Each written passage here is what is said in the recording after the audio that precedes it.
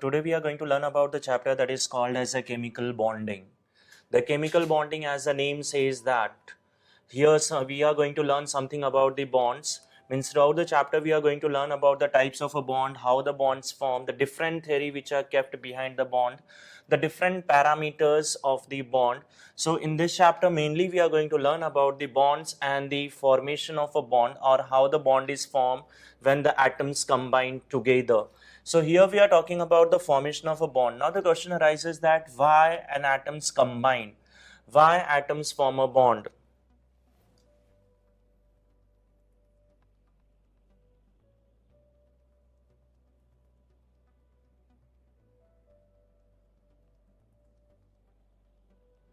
So why atoms form bond, or I can say why do atoms combine?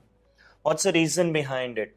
Then simply I can say that the reason for the formation of a bond is somewhere related to the stability of an atom. There are the many elements in the nature which are unstable at a room temperature. Means which are unstable in a simpler form. So to become a stable, they combine with some other atom. Now what happens during the combination? What happens so that they become stable? So the reason is the stability of the atom only. So they form a bond only to become a stable. So first I can say they wanted to become a stable in terms of energy, as well as they want to become a stable in terms of electronic configuration. There are two types of stability. One is in terms of energy, and the second one is in terms of electronic configuration. Now in terms of energy, now suppose I know that if there are the two atoms are combined with each other, let the bond is formed between them, and if I want to break this bond, then somewhere I have to supply the energy. Some amount of energy is needed so that this bond is broken and the atoms get separated. So now the question arises that why we are supplying energy, why this bond require energy energy is required to break this bond. Then answer is that when the atoms were combining during the formation of the bond, some amount of energy was evolved. So now you have to supply the same amount of energy which was evolved during the formation of compound. For example, suppose this is an atom A and atom B. They are far away from each other, so there is no interaction between them. But as they comes closer to each other, they start attracting each other. And once they start attracting each other, then the process of attraction is followed by the evolution of heat. That means as they comes closer, they attract, and hence they lose energy. More closer, more attraction, more energy is evolved. So as they comes closer and closer, the energy is evolved. Stronger the attraction between them, stronger will be, more the amount of energy will be evolved during the formation of a molecule. So when a bond is formed between them, suppose a bond is formed, what is a chemical bond or bond? Then simply I can say that the bond is nothing but the strong force of attraction between the atoms, or sometime ions, or sometime it is a molecule.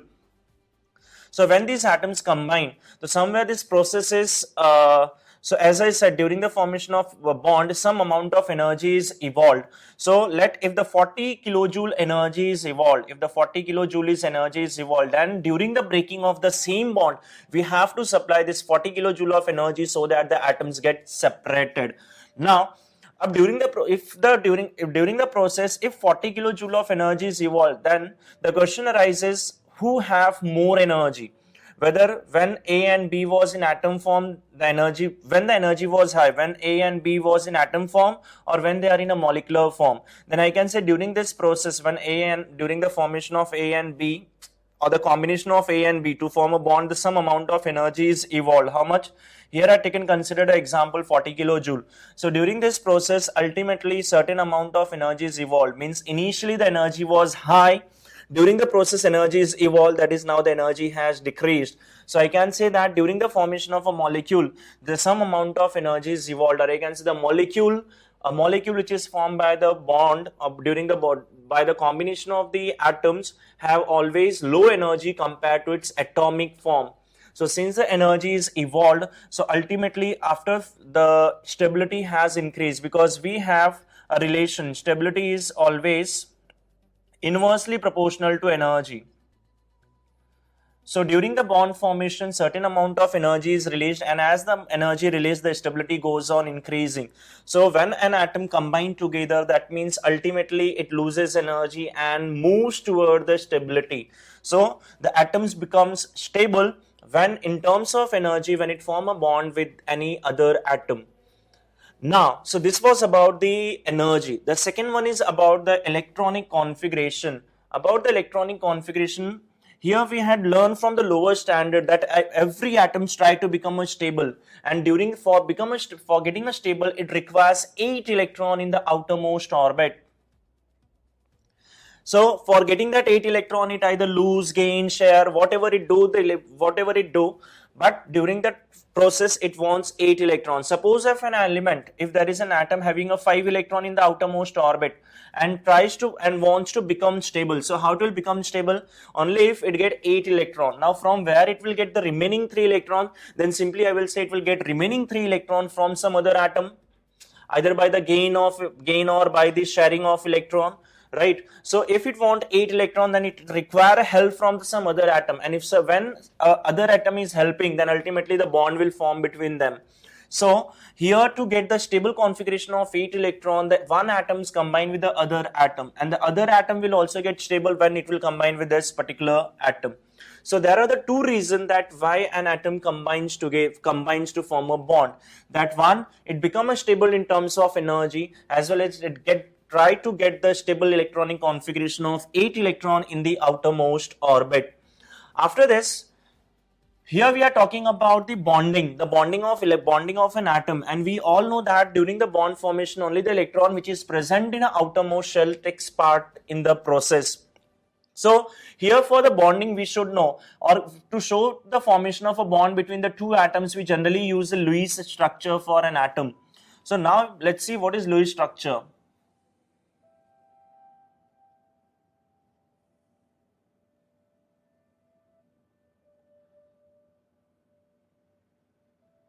Lewis structure, or I can say Lewis representation of an element. Lewis gives a simple method for representing an element, and on the basis of that, simply we can show the bond formation of an atom. Okay, so Lewis representation of an element. So in this representation of element, we write the symbol of an element. Suppose I wanted to represent hydrogen by the Lewis method. So hydrogen write symbol plus. Here we also write the electrons which are taking part in a bonding. Now which electron takes part in a bonding? Then I can say the electron which are present in a valence shell. So here you have to write all the electrons which are present in a valence shell. So hydrogen, whose atomic number is 1, have only one shell and contains only one electron in the outermost orbit, and that's why hydrogen is represented by 1. There is a 1 dot on the hydrogen, and that dot stands for 1 electron present in the outermost shell.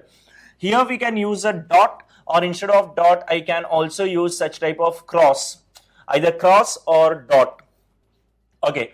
Similarly, suppose if I wanted to represent the symbol for the helium, I want the Lewis symbol for the helium. So for the helium, I can say here the hydrogen whose atomic number is 1 and electronic configuration is also 1. For helium, it is 2. Means it is having 2 electron in the outermost orbit. Similarly, I want for lithium. So for lithium, this is dot for the lithium I. Now suppose lithium, so there is a 3 electrons are required, because in case of lithium the atomic number is 3, so configuration is 2, 1. So it have only 1 electron in the outermost orbit, so we represent it by 1 dot. Similarly, suppose if I want to draw beryllium whose atomic number is 4, configuration is 2, 2, so beryllium 2, 2, that is there is a 2 electron in the outermost orbit. We all know that carbon form 4 bonds. So for the carbon, if I wanted to write its Lewis structure, it is 2, 4, atomic number is 6. So it have 4 electron, 1, 2, 3 and then 4. Similarly, if I want to write for fluorine, atomic number is 9, that is 2, 7. So there will be a 7 electron, 2, 2, 4, 4, 2, 6, 6 and plus 1 is 7. If I want to write for fluorine minus, that means fluorine is already having a 7 electron. Now minus means it will gain 1 more electron. 1 more electron, that means now the total electron in the outermost shell will be 8, and hence its configuration will be 2, 2, 2 and 2. That means now it is having a 8 electron in the outermost shell. Then after that, suppose I wanted to write for sodium. Atomic number is 211 and its configuration is 281. That is only 1 electron in the outermost orbit. So this, and sodium plus I want to write. So now it is 28. Now sodium was having only 1 electron in the outermost orbit and that was also lost. So now we are not going to write any electron present in the outermost orbit. That is, if an electron is losing, then after losing an electron, we don't write the electron which was present in the pre-penultimate shell, that of the actual sodium atom.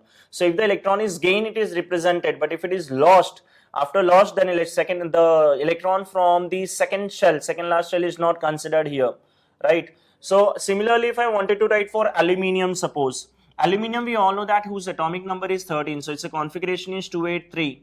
So similarly for aluminium 3 plus, it will be 2, 8. Aluminium was having 3 electrons in the outermost orbit and all 3 electrons are lost, so the aluminium will not.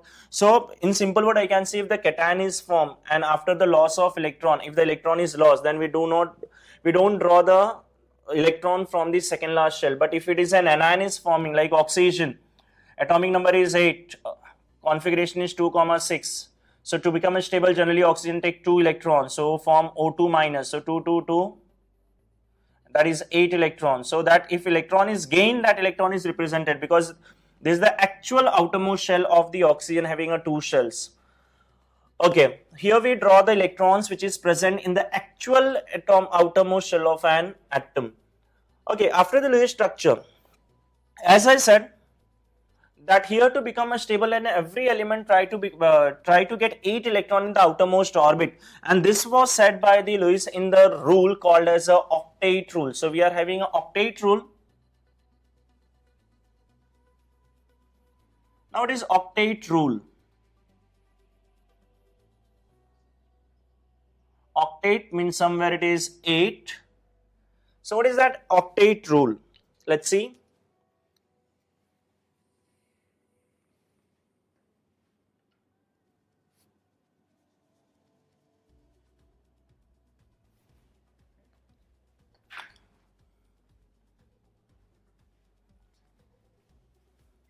So during the formation of a molecule,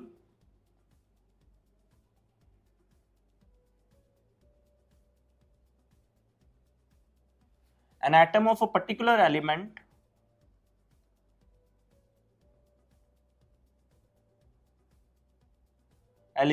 gains,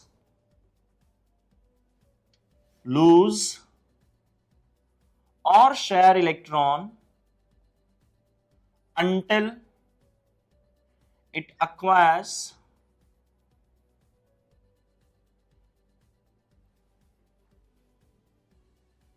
stable configuration of 8 electron in valence shell. Valence shell means outermost shell. So this is the octet rule, that during a formation of a molecule, an atom of a particular element gains, loses or share electron, and it keeps on doing these things until it get 8 electron in the outermost shell. Once it get the 8 electron in the outermost shell, then it stop losing, gaining or sharing electron, because once it get 8 electron in the outermost shell, why this rule was given, because this rule is based on the configuration of the noble gases. The scientists observe that all the noble gases are stable, and they find out that noble gases may be stable because of the one reason, that is, it is having 8 electron in the outermost shell. And then they observe that every element form a compound, and it's try to get the 8 electron in the outermost shell. So they finally reaches to the conclusion that if an element gets 8 electron in the outermost shell, then it will become a stable.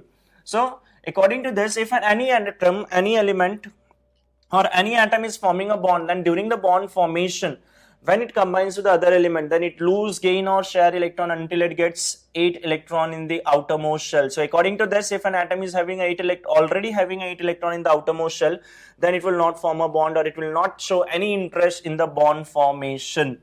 So this is about the octet rule. Now on the basis of octet rule, this rule was actually when given, then from that time we are just studying this rule, and then after that we come to know that this rule is applicable in majority of the cases, but in some cases this rule is not applicable. There are the certain molecules in which an atom is having more than 8 electron or less than 8 electron also, which becomes a limitation of octet rule, which we will do in this chapter only, that is limitation part also. But on the basis of octet rule, we have means here it is given that an atom gains, lose or share electron. So there is a two possibility, either there is a gain and loss of electron or there will be a sharing of electron. So on the basis of whether an electron is gain or loss or whether the electron is shared, on that basis we have two types of bond about which we have to learn in this chapter. The first one is called as a ionic bond, and the second is called as covalent bond. Ionic bond, which is a result of gain and loss, and the covalent bond, it is the result of the sharing of electrons. So now we have to learn about these two bonds, that is ionic bond and covalent bond.